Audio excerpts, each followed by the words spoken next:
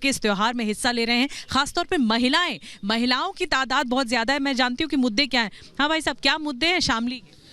देश प्रेम और सच्चाई बसी हो दिल और जान में, योगी सा कोई नहीं है सारे हिंदुस्तान में। हमारे लिए योगी सबसे ऊपर है, वो देश प्रेमी है, साहसी है। और मैं कह रही हूँ मुद्दे क्या है? मुद्दा है भय मुक्त समाज। भय मुक्त समाज हुआ है? भय मुक्त समाज बिल्कुल हुआ है, दंगा मुक्त समाज। चाचा, क्या मुद्दे हैं शामली के? अजी सबको पता है कि महंगाई के, हर चीज़ के, तो जो जिसका दीवाना है वो उसको कहे, मगर ये है कि असल बात यह है कि महंगाई इतनी ज़्यादा है, बेरोजगारी इतनी ज़्यादा है। महंगाई, बेरोजगारी। कुछ महिलाएं भी यहाँ पर मौजूद हैं, मैं उनसे पूछती हूँ। मैम, आप क्या कहेंगी, क्या मुद्दे, किन मुद्दों पर वोट डालने आई हैं आज? ठीक है, सब कुछ सब ठीक है। ठीक है, शामली में सब ठीक है? बस वहाँ का हमें क्या पता। हाँ, आप यहीं की रहने वाली हैं? रहने वाले।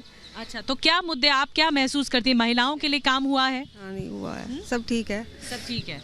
मैम, आप कुछ बोलना चाहेंगे? लगातार निधि आपको वहाँ मुद्दे बता रही है, लोगों के मुद्दे जिन पर वो आकर मतदान कर रहे हैं। मैं एक बार बता दूं कि अलीगढ़ जहां पर मैं मौजूद हूं, अलीगढ़ मुस्लिम यूनिवर्सिटी से कई विवाद उठे, कई ऐसे विवाद जिन्होंने चुनाव में दस्तक भी दी है, मतदान में भी दस्तक दी है। और ऐसे में 7 विधानसभा सीटें यहाँ से आती हैं, 7 पर बीजेपी का कब्जा है और इस बार वो उम्मीद कर रही है कि ये फिर से दोहराएंगी। मैम, आप वोट देकर आई हैं, किन मुद्दों पर वोट किया है? हमने तो इनको मतदान बताते नहीं है किसे किया जाता है, सिर्फ बताया जाता है कि क्या सोच कर किया। हमने ये सोच के सीक्रेट बैलेट होता हाँ, है। हम जिसको जिताएंगे उसी को दे के आए हैं। अच्छा, जिसको जिताएंगे। मैम, क्या अलीगढ़ के लोगों के लिए समस्याएं क्या है? समस्याएं काफ़ी हैं। ड्रेनेज व्यवस्था सही नहीं है। और सड़कें वगैरह भी कुछ इस तरह की हैं जिससे तो स्मार्ट आपने उसको वोट किया जो यहाँ पर बेहतर काम करेगा। ठीक है, बहुत बढ़िया। मैं एक बार शिखा के पास जा रही हूँ। शिखा मौजूद है आगरा में शिखा मौजूद है। आगरा के लोगों के लिए, ताज नगरी के लिए क्या मुद्दे हैं शिखा, जिन पर वो वोट डाल रहे हैं? बिल्कुल, देखिए यहाँ पर ये विधानसभा बहुत महत्वपूर्ण है। 9 विधानसभाएं हैं अगर आगरा की बात करें, और ये आगरा दक्षिण में मैं मौजूद हूँ। यहाँ पर बीजेपी पूरी तरीके से हैट्रिक की तैयारी कर रही है। और समाजवादी पार्टी की अगर बात करें तो एक भी खाता नहीं खुला। यहाँ तमाम लोग, देखिए लंबी लाइन लगी हुई है। इन लोगों से बात करते हैं और पूछते हैं कि किन मुद्दों पर ये लोग वोट देने वाले हैं। आप यहाँ पर वोट देने आए हैं जी? किन मुद्दों पर वोट दे रहे हैं? कौन कौन से मुद्दे हैं आप बताइए? Yes ma'am. कौन कौन से मुद्दे हैं भैया? मैम, मुद्दे ये हैं एक्चुअली मैम, पढ़ाई के मामले में बीजेपी ने मैम बहुत कुछ किया है। एजुकेशन, यूथ है हम मैम, एजुकेशन के मामले में बहुत कुछ किया है। अच्छी पढ़ाई चल रही है, पर मैम सरकारी स्कूलों की आप हालत देखो तो यहाँ थोड़ा डाउन है, बट फिर भी बीजेपी बहुत कर रही है, अच्छा काम कर रही है। यानी क्या इन लोगों की आप बात करेंगे? मैं बता रहा हूँ ना, 10 के बाद देखना गोल टोपी सिर्फ आ जाएगी, लाल हट जाएगी। कह रहे किसानों के मुद्दे पर और गन्ना के मुद्दे पर बीजेपी को, तो किसानों से अखिलेश यादव का क्या मतलब है? किसानों की हितैषी तो भारतीय जनता पार्टी है। अखिलेश यादव तो किसानों पे गोली चलवाते थे। अखिलेश गन्ना किसानों का भुगतान नहीं, एकदम 100%। एक भी किसान अगर ये कह दे कि मेरा भुगतान नहीं हुआ तो हम राजनीति छोड़ देंगे। एक ढूंढ लीजिए, 50,000 पार। पश्चिमी यूपी में क्या देख रहे हैं संगीत जी? पश्चिमी उत्तर प्रदेश में एक तरफा भारतीय जनता पार्टी है। एक आध सीट कोई रहेगी तो रहेगी, नहीं तो एक तरफा भारतीय जनता पार्टी। वोटर से क्या अपील करना चाहेंगे? मैं वोटर से यही अपील करना चाहूंगा कि ये जो ठगबंधन हुआ इनके बहकावे में ना आए, और जयंत यादव जी को भी ठगने का काम किया अखिलेश यादव ने, उन्हें सबक सिखाना है। क्योंकि 2013 में जो उन्होंने अत्याचार किया उसका बदला जरूर लेना है। तो ध्रुवीकरण की भी बात करती है समाजवादी पार्टी, और गठबंधन भी लगातार इस बारे में बात कर रहा है। उस बारे में क्या कहेंगे? नहीं, कोई गठबंधन क्या कहता है, क्या करता है। अखिलेश यादव रथ यात्रा लेकर निकले थे, वो तो रुक गई, नहीं तो वो दंगा कराते फिर से प्रदेश में।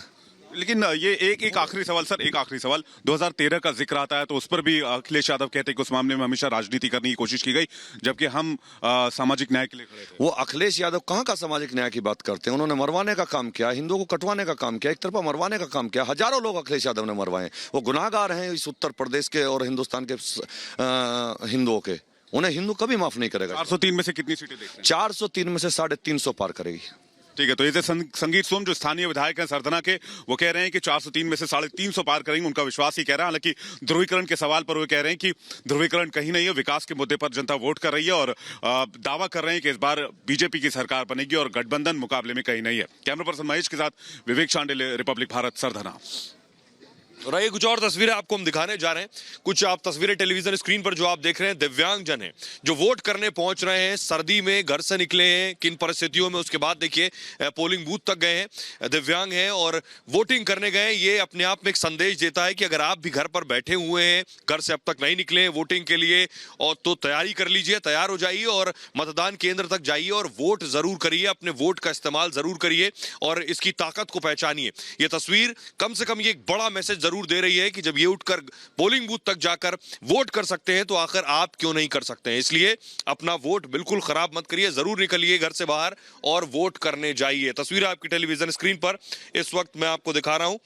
देखिए कैसे ये लोग घर से निकले हैं और उसके बाद वोट करने पहुंचे। ज्यादा से ज्यादा संख्या में वोटिंग करिए, यही ये लोकतंत्र का सबसे बड़ा पर्व है और ये बड़ा संदेश भी है सभी के लिए कि वोट करना कितना जरूरी है, क्योंकि आप वोट कर रहे हैं तो अपने लिए अपनी सरकार चुन रहे हैं आप, और उसके बाद ही अगर आप वोट कर रहे हैं तभी आप सरकार से सवाल पूछ सकते हैं, सवाल कर सकते हैं, क्योंकि उस सरकार को चुनने में आपका वोट भी शामिल रहेगा।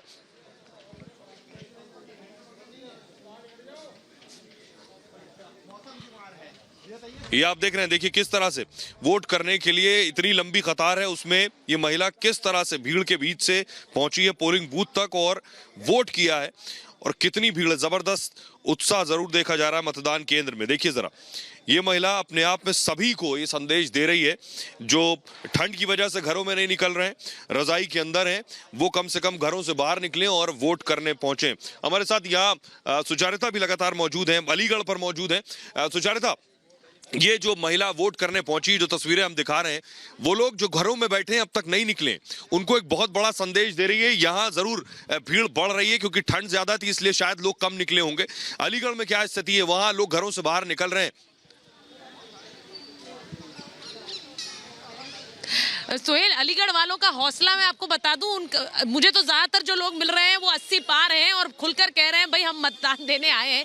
तो सोचिए कि यहाँ अलीगढ़ के बुजुर्गों में बिल्कुल स्पष्ट है कि उन्हें मतदान करना है और इसीलिए सुबह सुबह तड़के आए कि उन्हें लाइनों में ना इंतजार करना पड़े, इसीलिए सुबह सुबह आकर उन्होंने मतदान किया है। एक ऐसी महिला से मैंने बात भी की थी। आप वोट डालकर आए हैं, क्या मुद्दे हैं जरूरी आपके लिए, आप युवा वोटर हैं? एम्प्लॉयमेंट एंड थोड़ा सच में जो साफ सुथरा है वो चलता रहे। हाँ। और बस, और फीमेल सेफ्टी, वुमेन सेफ्टी। आप पहले फर्स्ट टाइम वोटर हैं? यस, हाँ, मैं पहली बार हूँ। फर्स्ट टाइम वोटर को रिझाने के लिए सभी पार्टियों ने अपनी अपनी तरफ से ऐलान भी किए हैं, शिक्षा को लेकर, लैपटॉप को लेकर। मैं यहाँ पर कुछ महिलाओं से बात करती हूँ। मैम, आप वोट डालने जा रही हैं? हाँ। क्या मुद्दे हैं आपके लिए, बताइए। मेरा कोई मुद्दा नहीं है। अच्छा, कोई मुद्दा, कुछ लोग कैमरे पर बोलने से भी हिचकते हैं। मैम, आप बताइए क्या जरूरी है अलीगढ़ के लोगों के लिए? अलीगढ़ के लिए बहुत जरूरी है विकास। अच्छा। सबसे मेन मुद्दा है साफ सफाई। हाँ। और विकास। हाँ। हमारे लिए मेन मुद्दा यही है, साफ सफाई को लेकर। और तो लोग अपने मुद्दों को ध्यान में रखकर वोट कर रहे हैं। वोट डाल कर आए आप जी? क्या जरूरी है अलीगढ़ के लोगों के लिए? विकास जरूरी है। विकास जरूरी है, ठीक है। ऐश्वर्या जुड़ गए हैं हमारे साथ। ऐश्वर्या, पहले चरण की वोटिंग शुरू हो गई 7 बजे। अगर आप थोड़ा हमें बताना चाहें, तस्वीर दिखाना चाहें वहां पर मतदान को लेकर। सुचरिता, मैं अभी मथुरा में हूं और मैं अभी श्रीकांत शर्मा के घर के बाहर हूं। अगले कुछ ही मिनटों में हमारे साथ लाइव जुड़ेंगे, वो आ रहे हैं वापस और हमारे साथ लाइव होंगे। लेकिन ये जो वेस्टर्न उत्तर प्रदेश का जो एरिया है, जहां पे आप हैं, जहां पे मैं हूं, जहां पे हमारी पूरी टीम है, 58 सीट, 58 रिपोर्टर हम लोग हैं, ये बहुत सेंसिटिव है क्योंकि ये चाहे कोई भी पॉलिटिकल पार्टी हो, क्योंकि जब भी बात उत्तर प्रदेश की होती है तो आप देखते हैं अवध एरिया की बात होती है, पूर्वांचल की बात होती है। लेकिन इस बार सारे के सारे राजनीतिक दल ये बात समझते हैं कि पश्चिमी उत्तर प्रदेश उनके लिए कितना महत्वपूर्ण हो। सिर्फ बीजेपी नहीं, और इन 58 सीटों में कम से कम 6 से 7 मंत्रियों का भाग्य भी सील हो जाएगा आज पहले फेज में ही, जिसमें से एक श्रीकांत शर्मा भी हैं। लेकिन बीजेपी हो, एसपी हो, बीएसपी हो, वो सब जानते हैं कि उनके लिए इस बार पश्चिमी उत्तर प्रदेश कितना ज्यादा महत्वपूर्ण है। बीजेपी जानती है कि वो एक भी सीट कम नहीं कर सकती।